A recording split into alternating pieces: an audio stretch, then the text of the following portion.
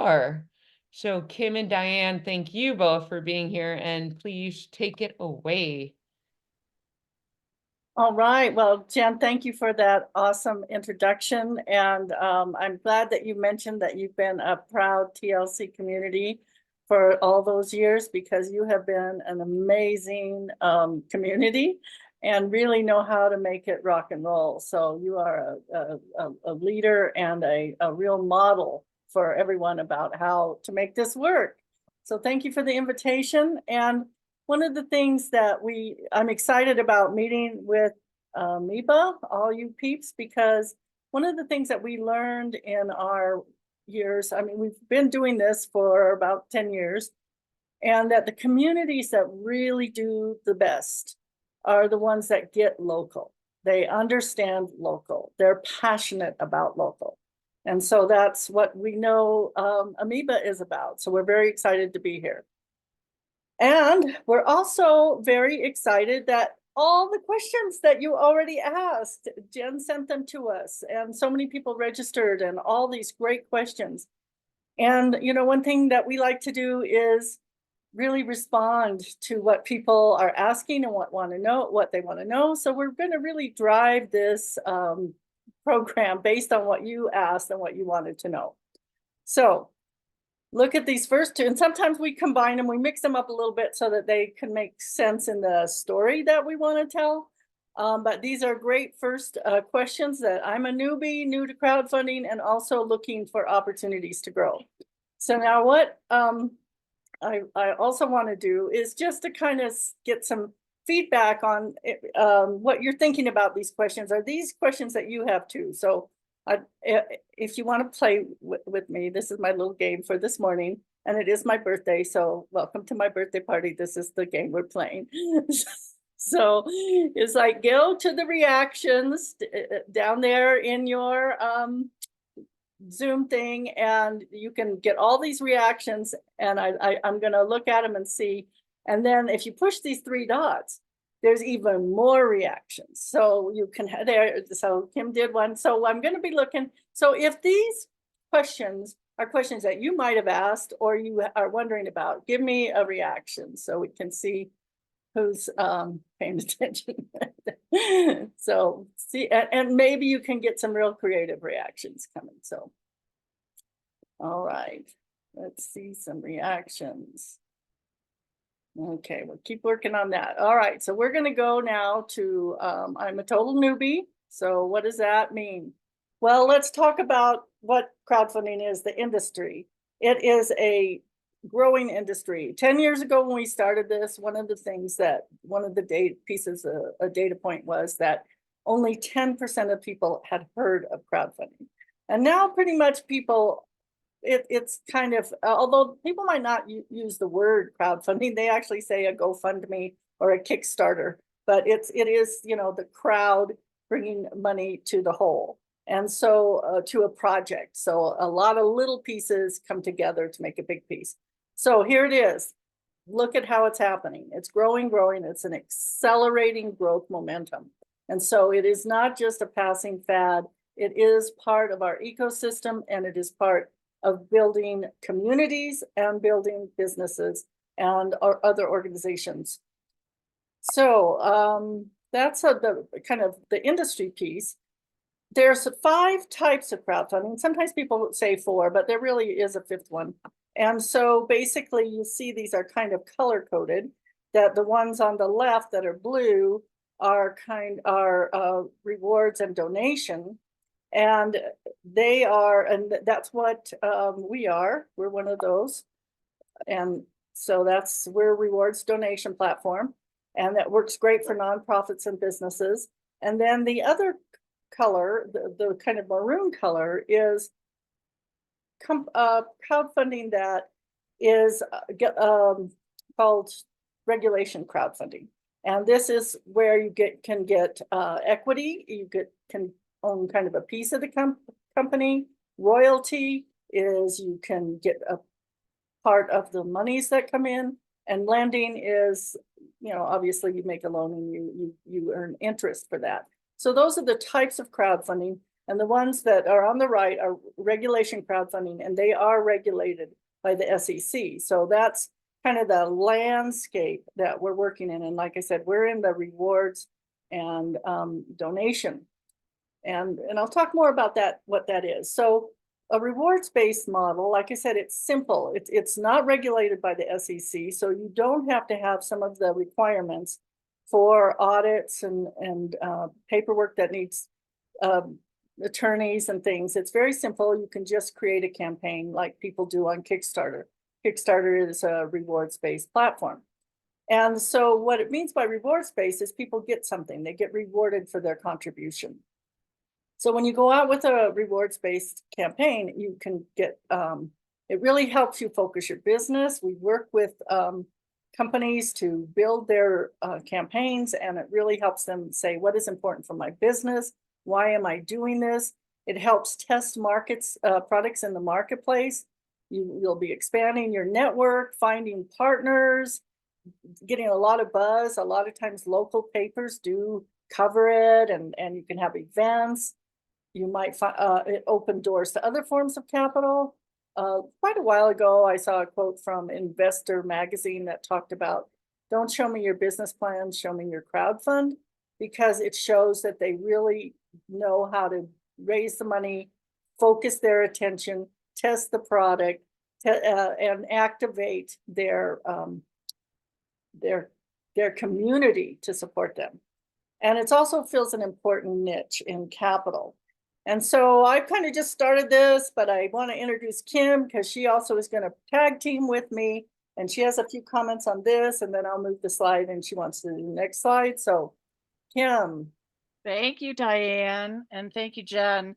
We really love rewards-based crowdfunding because it is about the relationships and building relationships. And sometimes it feels really transactional, but you are doing an exchange, but it comes down to building your community out. And a lot of people come into this thinking, well, I'll post my campaign and everyone will show up and fund. And that's a fallacy that we have to dispel right out of the box, because it does take some work, but it's really a very collaborative process as you're building out your campaign and you're working with different members of your community and you're working with your team to make it happen. So keep that in mind. All right, and then the next one is we talk. Oh, let's go there. How did it go there? It seemed to have. Okay, this slide, Kim, you wanted to talk about seed crowdfunding. Yeah, I think that the one thing that we can recognize with this slide is that it's not necessarily for everybody, but it's for a lot of people. And I think when you really look at the fine print on here, you'll recognize as businesses in your community, because there's a lot of different projects, a lot of different types of organizations that can tap into the funding continuum. And you might you might be thinking about a loan with the bank, or you might be thinking about a grant for working capital. But a lot of times where you want to start is at that very first step. I need to raise $5,000 to get to the next step. And I think rewards-based crowdfunding is a great place, to step into the funding continuum. And when you look at this continuum, and something we'll talk about a little bit more, there's several components in it. You come into the technology and you use the platform, but you're also tapping into your connections and your network, and you're, educating yourself about how you can be really successful at this process. So I think it really does fill a niche, because when you're thinking about projects that are the $3,000, $5,000, $10,000 level, rewards-based crowdfunding can be a really beneficial tool for any type of organization. Awesome. Okay, so now we're looking at the next question is, and I love this question because it really speaks to the heart of what the local crowd platform is. Is it a viable option for a very local organization For example, a method to obtain startup funding for a regional localist nonprofit. So does it work for local? Okay, so now here's your chance to give another reaction. Is this something that you've wondered about? How? I mean, it's kind of counterintuitive that, you think of crowdfunding as you want to have the biggest crowd possible. So how does bringing it local make it work? So that's what I want to talk about here. Yeah. So a couple people are like, yeah, let me hear about that. Okay. So we will go to how crowdfunding works. And so we know from data, there's data about millions of campaigns. And that's one of the things that's exciting about crowdfunding is because it's digital, there's a digital footprint of everything. So we know so much about it. We know the science of crowdfunding, and we know that 80% or more of the results come from the efforts of the person doing the crowdfunding and their team. So they reach out to their friends and their family and their network. And then it gets to the next phase. The next tier is because they reach out to their friends and family. And then it goes to the next tier. And this third tier is called kind of the holy grail of crowdfunding, because these people don't know you or your team or your family, and they are still contributing. And they do that because it has been socially proved. It's like, oh, these people trust you, these people trust you, so I can trust you too. So you really need to bring in the people from that core. Well, when you have it in a community, and this is the kind of the science behind our model, is they become that initial team. So the leverage of that reaching out is what makes it work. And a local campaign does not mean it only accepts local dollars. So if your aunt lives in, 1,000 miles away and she gives, then, the money can come from everywhere, but the buzz starts, the pushing out starts with the local community. So that's a real power of the model. So Kim, you're shaking your head. Did you want to add something on that? Yeah, thank you. When I think of crowdfunding, I think of the word crowd, and we need to think about that. Your goal should be to have a lot of people show up. They don't have to give you a large amount of money, but I think the goal should be to have dozens of people showing up paying small amounts rather than holding out for a fewer number of sponsors or organizations giving you large amounts of money. So like if you're going to raise $5,000 for a project, you could have 50 people giving you $100 rather than looking for big donors. So that's where a lot of the connecting and building your network comes in, because it can really help you build your crowd and gain that momentum that you need. All right, so that's kind of how crowdfunding works, and that's really a basic thing. So, and it does work for local, and that's why the science. So then there's a question of how much does it cost? So is that something anybody else is wondering about? So we'll get the little, well, nobody cares how much it costs. All right, okay, well, we could skip over that then, but I won't. Okay, so this is, again, the local crowd model is a little different than other platforms. So basically you see platforms and they have two sides. They have the people who create the campaigns to raise the money, and they have the people who contribute the money, and it all comes into the platform, and that's where the transaction's made. But in our model, there is a member community that hosts it. And there is a licensing fee for that. So that's part of how much does it cost to host it. And then there's a 5% platform fee, and that's industry standard for the person raising the money. And so in this case, because what we've worked out with Amoeba is they are playing the role of the community, which we're really, really, really, really, really excited about, because it's a virtual community. And it's of people that all are kind of in the same understanding of how important local is. And so when we talked about that core coming together and then the community being part of that, is that so when campaigns are launched on the local crowd amoeba, which we'll show you a little bit more what that looks like, then amoeba comes behind that and supports that. And then you're a member of amoeba and you're a member of amoeba, and so then you think, wow, I want to support the campaigns that are part of this. And so that's kind of how it works in the community. Okay.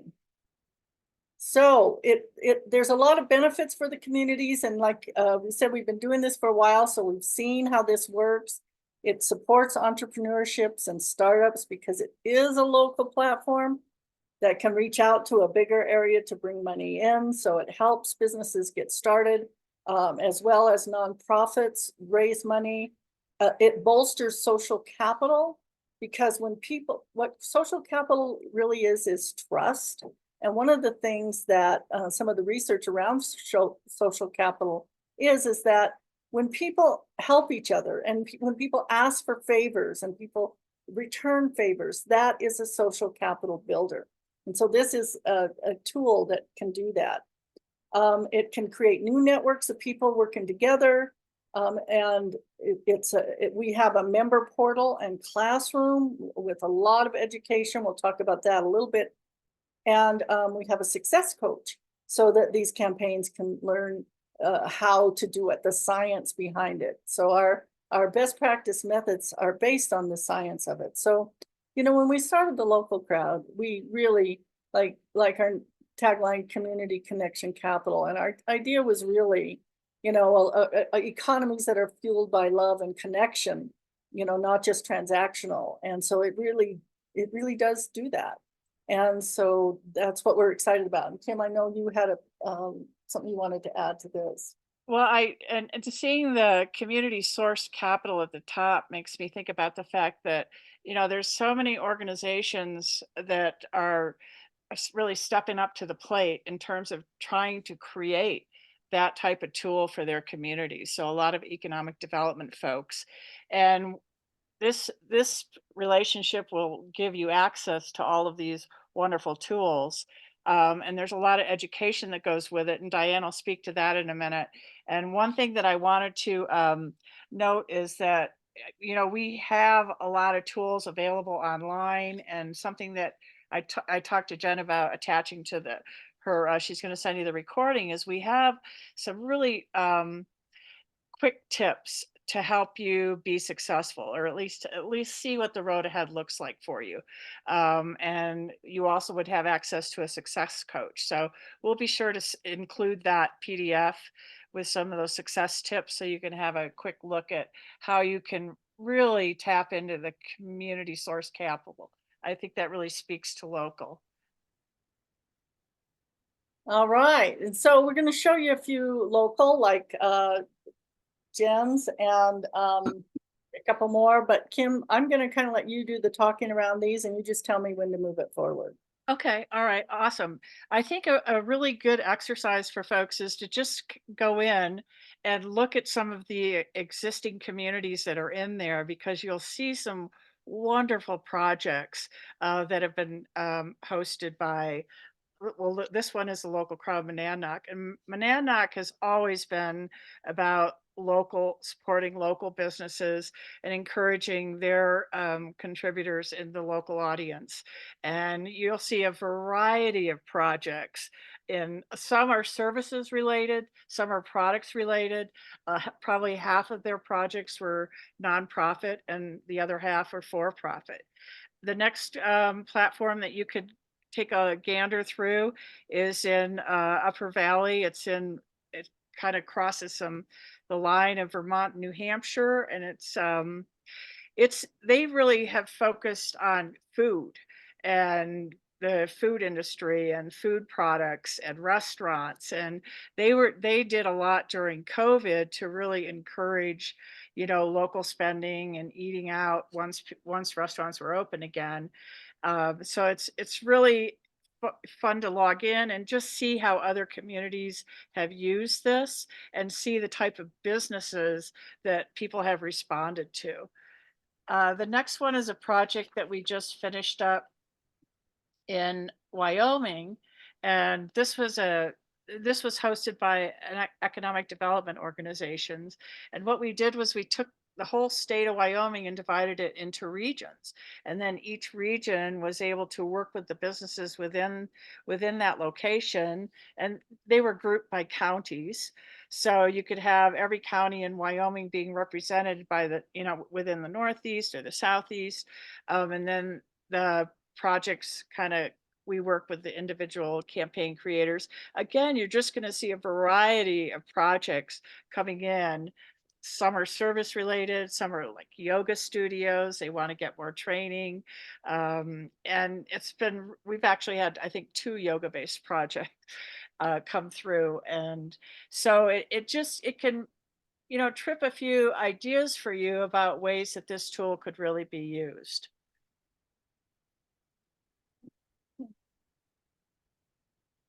And this is another project we're doing where we have somebody actually hosting the crowdfunding on their platform. And that's something we're going to be offering in the future. This has been a test model for us.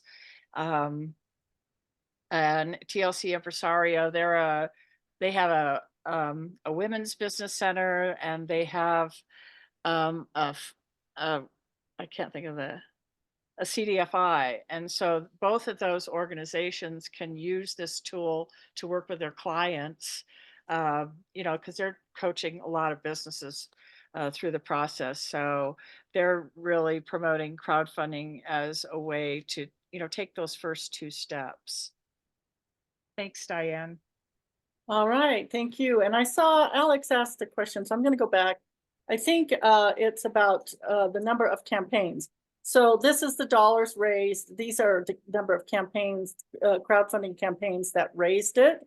And these are the number of people who supported it. So that's a kind of a ticker that keeps counting for every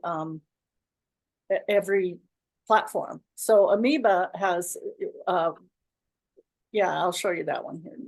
You'll see, because there's only one campaign. Okay. Well, here it is. Here's Amoeba. Okay, so they've raised 400. You guys have raised $460.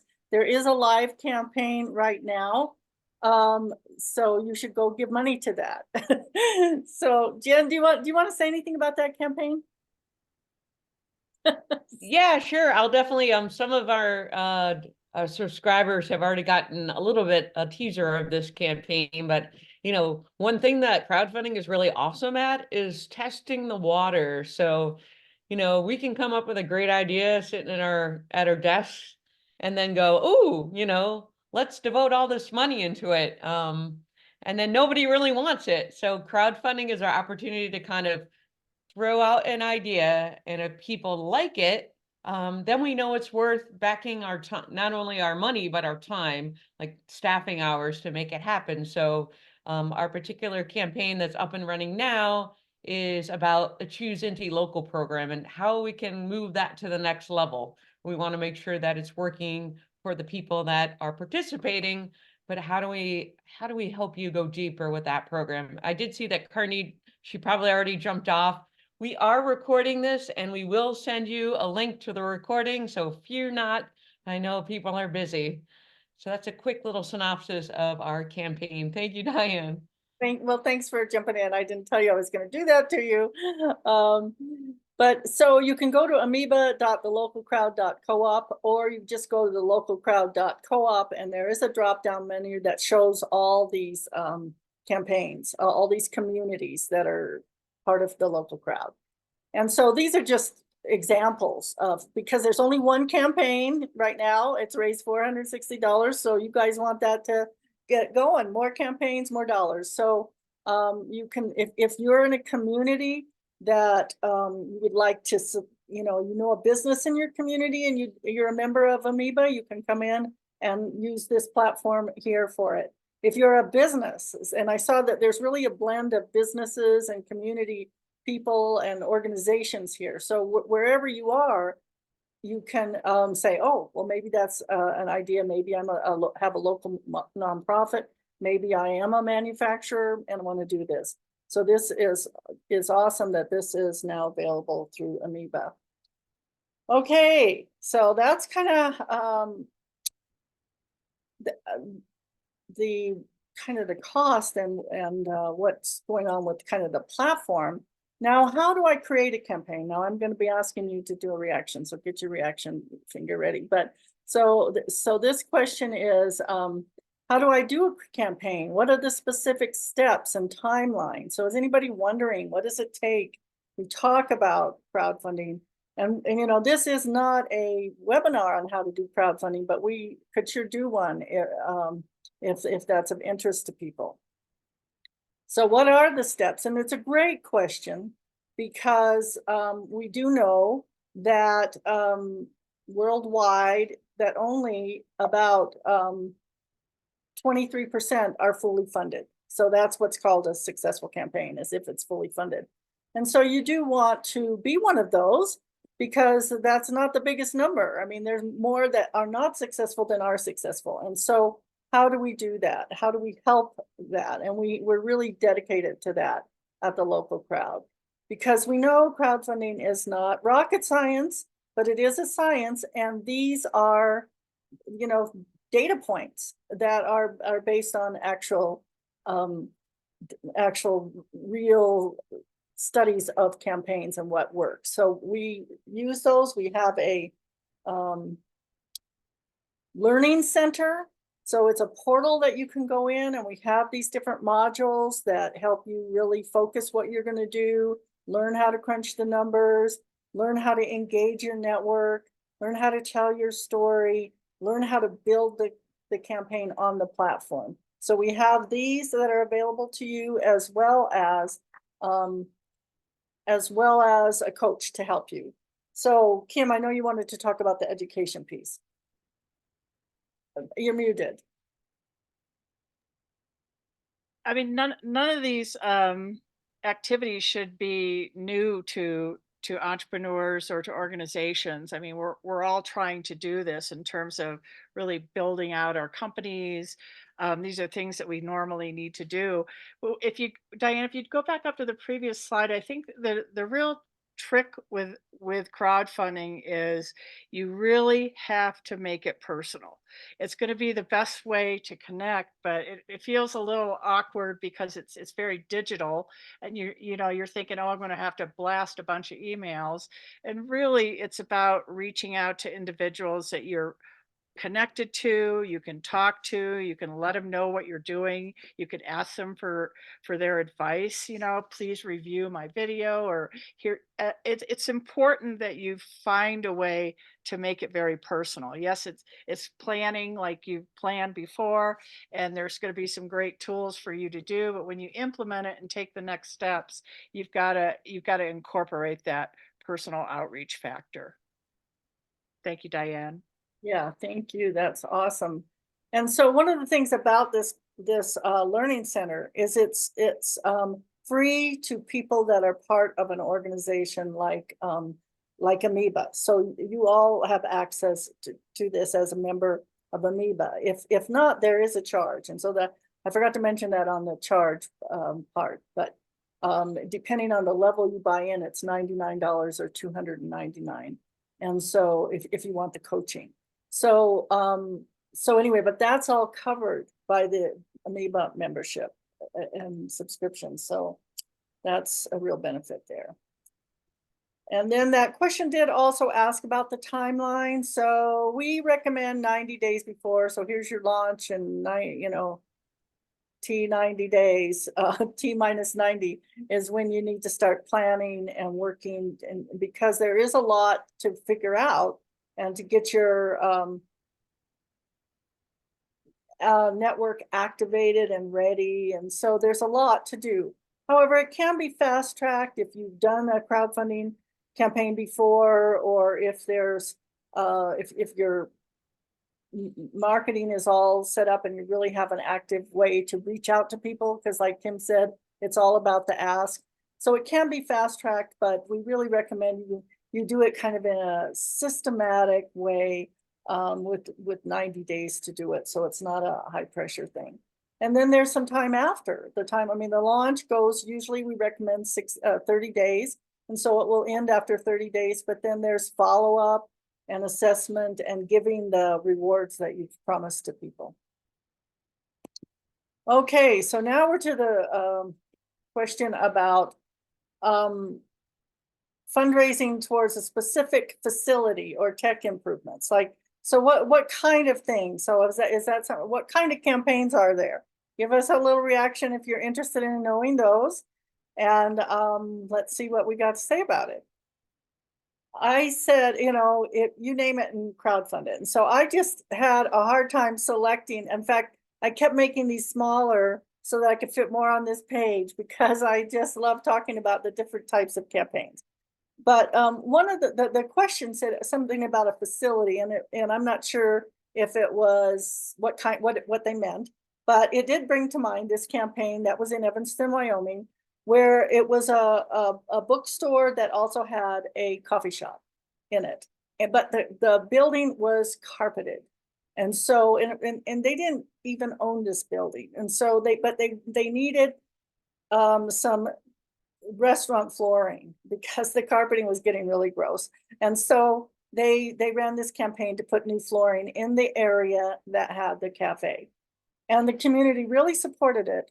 And one of the things that's specific to local crowdfunding that they used really well was a couple things. One of them was offline contributions. So because it's so local, you can actually, you know, like have an event. They had some events at their coffee shop and at their store, and people gave money during those events, and then they could go in behind in the back end and put that money on.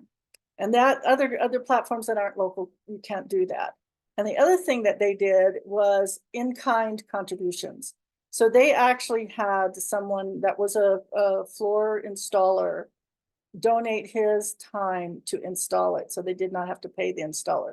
So there's ways that money and resources can come in a local way that can come in a different way. So and then there's, just to give you an idea, some other ones. This guy is writing a book about permaculture, and he wanted to interview a lot of people and travel around, and he raised some money to do that. A very supportive community around permaculture. This was a haunted house raised money just to open the first haunted house in Casper, Wyoming. And here's a record label that was started. The brand new record label started with crowdfunding. This is a local community group for youth basketball that raised some money. And this one, I love this because this sign is a neon sign, and it was like a, you know, just a part of the downtown forever, and it was 60 years old, so it had a lot of work that needed to be done. So they raised money to fix that sign, and they had a lot of supporters. Okay, so that's kind of, you really, if you can think of it, you likely can crowdfund it. You know, I won't say everything's a good match, but you could think about ways to make it work. Okay, so now we're asking about the funders. What do they think? How do you make crowdfunding valuable to the funders? Is this a question you've wondered about? How can you crowdfund from the average person who's not defined as wealthy? And like Kim said earlier, it's really about getting the crowd. It's like passing the hat. You're not asking for people of wealth to put in a lot of money. You're asking for a lot of people to put in a little money. And are there any manufacturers that we might partner with? So these kind of are all about shaping the campaign so it's attractive and getting money. So I want to talk about the types of rewards. So there's basically 4 types. Pre-sale of goods or services. So if you haven't made the object yet, you can sell it before it's designed. And you hear this is a lot of what Kickstarter does. Let's see, just okay. So that's a lot of what Kickstarter does, is new inventions, and people want to buy in because they want to be the first one to get it. There's also pre-sale of goods as a coffee shop, is they could buy a coffee card for a year, or there was a sausage cart that got a year worth of meat delivered for a campaign contribution. So, or yoga, like Kim said, we've had yoga. You could give yoga lessons, a year of yoga lessons or something like that. So those are pre-selling. Naming, one of the other things we've called this is vanity, because it's like, oh, I get my name on a plaque. I mean, that's a typical thing that people are familiar with, but also like a coffee shop painted the wall with the different people's quotes that they liked. So they didn't get their it wasn't like just their names on there. It's like, oh, we love this quote about community, and then they contributed by. And so there's all different kinds of ways of naming items on a menu. So getting your name on a beer keg. So there's just lots of ways that could be used. And that's generally not too expensive for the business to offer that. And yet it's exclusive. Like somebody had a room named in a restaurant. And so that's only one room. So that can be kind of an expensive reward. So then experiences is like, like again, a restaurant could have a special meal, a special showing, an author could have a dinner with a famous author. We had a play company that was raising money, and they had a dinner with a playwright. And so different experiences, a hayride, a party, a tour. So anything that's experience could also be a reward. And then sponsor rewards are, and I want to go to the next slide about that, because that's one of the real unique things that was developed by the people who developed the local crowd platform. And that is, so here's a shop giving a $25 gift certificate. So maybe you are the restaurant, but you're down the street from this shop, and they want to help you because you become friends with the people downtown. So they want to give a restaurant a gift card to your campaign. Or here is another restaurant. Maybe you are the shop, maybe you're a flower shop, and the restaurant wants to give you a gift certificate. Then this was actually from that. So those are the way rewards are sponsored, so that you don't have to come up with every reward from your own inventory. You can get friends to donate gift cards and things like that from the other stores in your community. You can also get, and this one came from Tito's Handmade Vodka, was from that bar that was getting their sign redone, and they provided a cash match. So that's another thing that is available on the platform is they gave $500. So until that $500 was used up, every $25 showed up as 50 because it was a one-to-one match. And so your $25 contribution got doubled. And so, and the platform will have that $500 go down as it's spent. So that's another thing, again, the hyper local focus that we have. So you might have a vendor that is interested in supporting, and that's what happened here with that one. Okay, so this is the last question. How best to reflect this capital in business plans, okay? And this is interesting because, like I said, crowdfunding is here to stay. It's not a trend. Has anybody been wondering about that? Give a little reaction. Okay, so here is what I want to tell you. Breaking news. Kathleen Minogue, and I know she presented to this group a month or so ago, and she is just really into the whole idea of funding and educating, and she's really a master at that. And she has been pushing for the SBA to recognize crowdfunding as equity in your loan. And so she just posted, this was a day ago, that they have said that it can be used. Even rewards-based crowdfunding can be used as equity injection in your business plan. So that is breaking news. That and SBA isn't fast to come around to things. They have to really vet it and make sure it's not just a trend, but it's a real thing. And so that, excuse me, that is exciting news that that is a way that it can be shown in a business plan. So that is, and this webinar she's having, that I mean, now she's saying, let's talk to lenders and let them know this, because again, you can get the big word from on high, but if people that actually do the loans don't know it, then you need to educate them. And that's what she's now taking on as being a real advocate for that.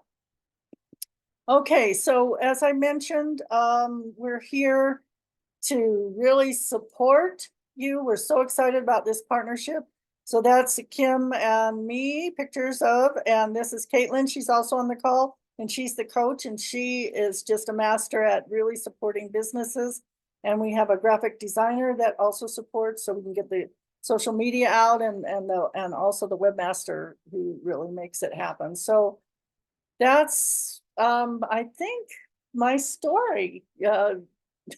Jen, so I guess we're ready. Well, let me just say, Kim, is there any final words you wanted to say before we wrap up as a team?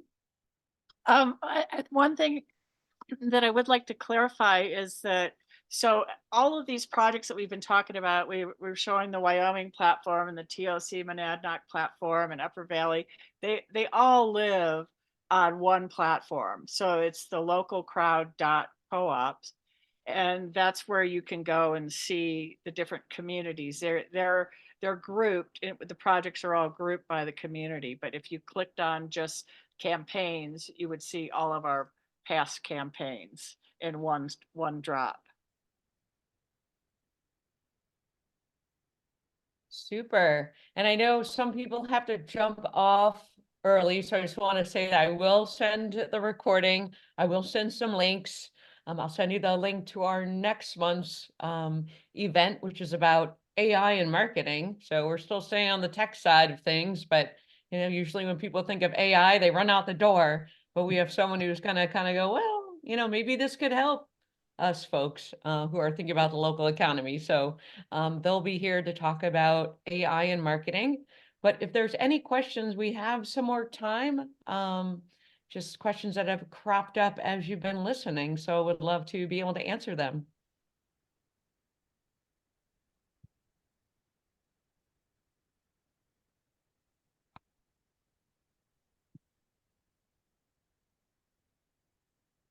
I could, I'm going to stop sharing the PowerPoint, but I could pull up the website if people want to see what we're talking about with the drop-down menu while people. Oh, that'd be great. Sure. And I know there's some seasoned crowdfunding, equity crowdfunding folks in the call too. So if you want to come off mute and on camera, feel free to kind of introduce yourselves because we do have the time.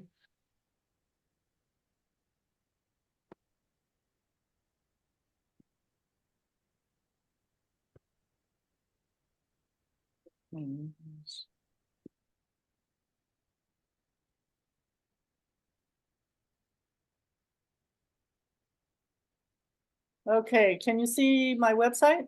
Yep. Okay, cool. So gotta move the Zoom bar out of the way so I can navigate. So this is where you're going to find, this is the localcrowd.coop, as Kim said. So if you come right down here, you could get to the TLC Amoeba. And like I said earlier, let's see, did anybody give it some money? $460. Let's see that go up just to experiment with what it's like. Give Amoeba some money. Okay. I see something came up in the chat. Oh yeah, yes, about the a little bit more about the fee, because you mentioned that it could be between 99 and $299. I don't know if you want to jump to that part of your website. Okay, yeah. Let's see. Well, I'll have to log in, so that might not be an easy jump to go there. But is it an annual fee? It's really kind of until you get your campaign done. So hopefully you do it by the end of the year. But it's really to support you in that campaign. I don't know if you want to add any. Yeah. And then Devin asked about, would love for you to talk a little bit more about the use of rewards to pre-sell long-term monthly type rewards. Yes, well, thank you, Devin, for asking that, because I thought of putting it in here, but I didn't think I had enough time to talk about this thing, but I really appreciate the question. So we call them interesting rewards because they mimic interest. And so, for example, like that sausage cart that I talked about that offered a year's worth of meat. So say that if you bought a year's worth of meat, and I mean, it was like once a month. I don't remember the dollar amounts, but let's just say it was $400 for this to happen if you bought it retail. And so, but because you're getting kind of interest on your money, you pay $340. Okay. So then every month, you as an investor get meat, and you've paid less than the cost. So that's like the interest you're getting back. You know, you're getting the meat plus the value that because you paid less for it. So we call those interesting rewards because you pay them like you pay a loan. The business that gets the money is paying the sausage, and it's paying the sausage, and it's paying for less than it would charge. So it's like giving interest to that contributor. So did that make sense? The way it is a kind of a complicated concept. So if you have more questions about it, but it's simple, but because it's just that you're getting it every month. You as a contributor get it every month, but you as the business pay it every month. So that's why it's like paying a loan with interest, because you're giving more value to the contributor. So that's really a way, what we like about that is it's a way to invest in your community, and you get, and you get a return on your investment. And what do people do when they invest money and get a return is they spend it on stuff.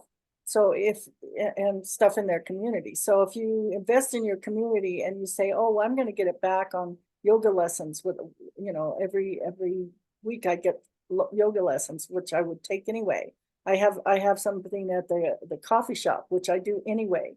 So these are ways I can invest in my community and the businesses I love and get rewarded with stuff and services. I think that's a really good point, Di, because we're not asking people to necessarily spend more. We're just asking them to maybe rearrange, where they're spending their dollars. So things that they would ordinarily buy, let's look for it locally. And if you can pre-buy it with a campaign, then go for it. You will have spent that money in the long run.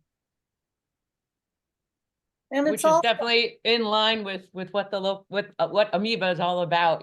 These are ways that you can support and grow your local economy through this platform. So it's definitely a win-win opportunity. Go ahead, Diane. Well, it also helps. I mean, it helps train the community to invest in itself, because that's another barrier, is that it's we have in our kind of our cultural mindset that we invest in stocks that are handled by somebody over there, and we don't really know what's going on with it. And so even when you have the other kind of investment platforms, it's a little bit of a learning curve for people to say, oh, I can invest my money and get a return from a local business or a small business, or somebody I really want to support. And so it helps, like we talked about building the ecosystem. This is like one part of it. It's like, well, this is an easy way to come in to investment in your community. And then, oh, I like that idea. I want to invest in other parts of my community. I want to do a crowdfunding for a real estate piece. I want to do a crowdfunding for a really big project. So it's part of building the ecosystem of community investment. Cool. So please feel free to follow up with questions that you might be thinking about after we sign off.